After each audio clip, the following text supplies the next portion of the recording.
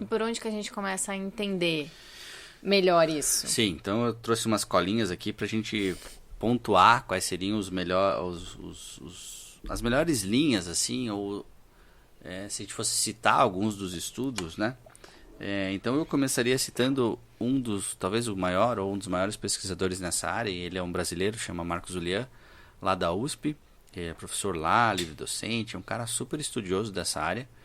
E a ideia dele lá, a linha de pensamento, a linha de pesquisa dele, foi no sentido de tentar mostrar ou evidenciar cientificamente aquele primeiro princípio lá que a gente já falou, que é que o semelhante cura o semelhante.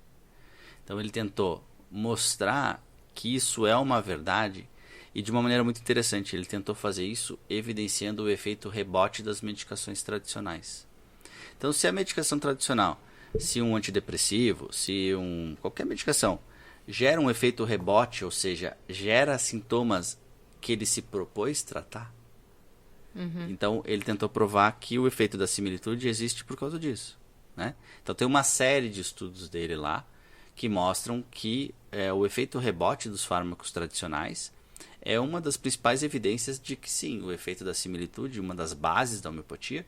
Então lembra lá, experimentação não menção, semelhante cura semelhante, remédio único e medicação dinamizada.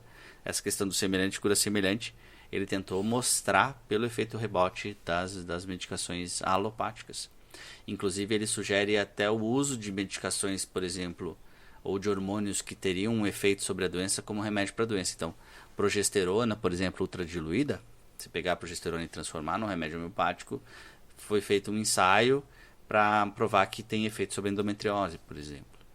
Então, foi um mecanismo que ele tentou usar e com sucesso. Tem vários estudos publicados no nome dele, então, se quiser as referências, está lá no dossiê, em que ele mostra esse princípio da similitude pelo efeito rebote das medicações alopáticas, né?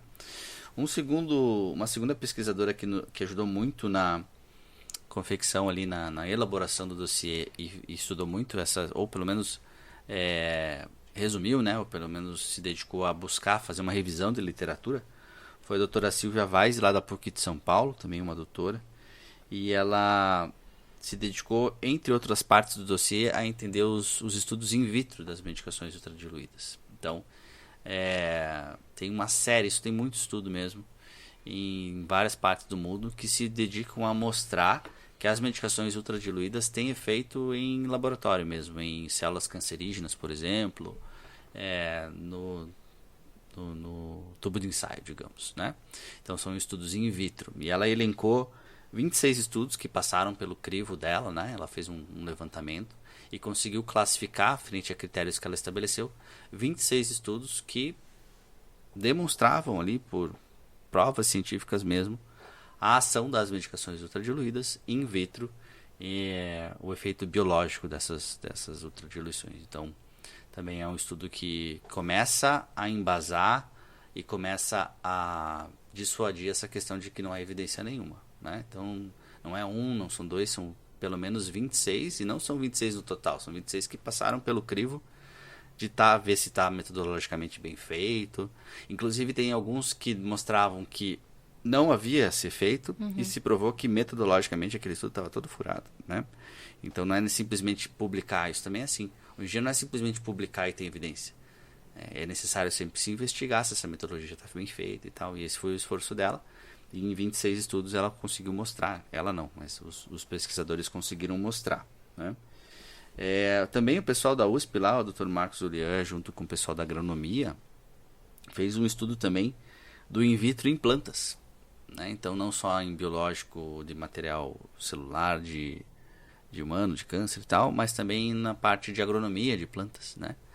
E é interessante que a falha metodológica foi bem maior, assim, tinha 140 estudos, e eles conseguiram, pelos critérios deles, provar lá que eram só 20 e poucos que tinham critérios para se provar, mas lá aqueles 20 e poucos que eram sérios, digamos assim, ou bem feitos metodologicamente, provavam também que tinha efeito não só sobre células do reino animal, digamos, mas sobre plantas. Eu acho que só o efeito sobre as plantas já é algo que, sim, que já deixa a gente pé atrás, né? Porque como é que a planta vai ter efeito placebo na planta? Até dizem que dá, mas eu acho que é um pouco mais difícil.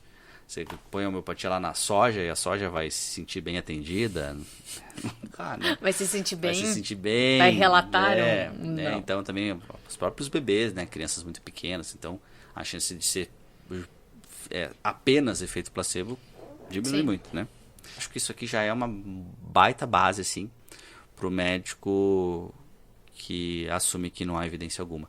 Só o fato de haver tanto estudo já mostra que tem muita gente pesquisando isso. Sim. Né? Um dos estudos que a gente se depara, que é um dos estudos mais clássicos, é um estudo lá do Departamento Nacional de Saúde dos Estados Unidos, em que eles fizeram um estudo de um protocolo indiano sobre câncer.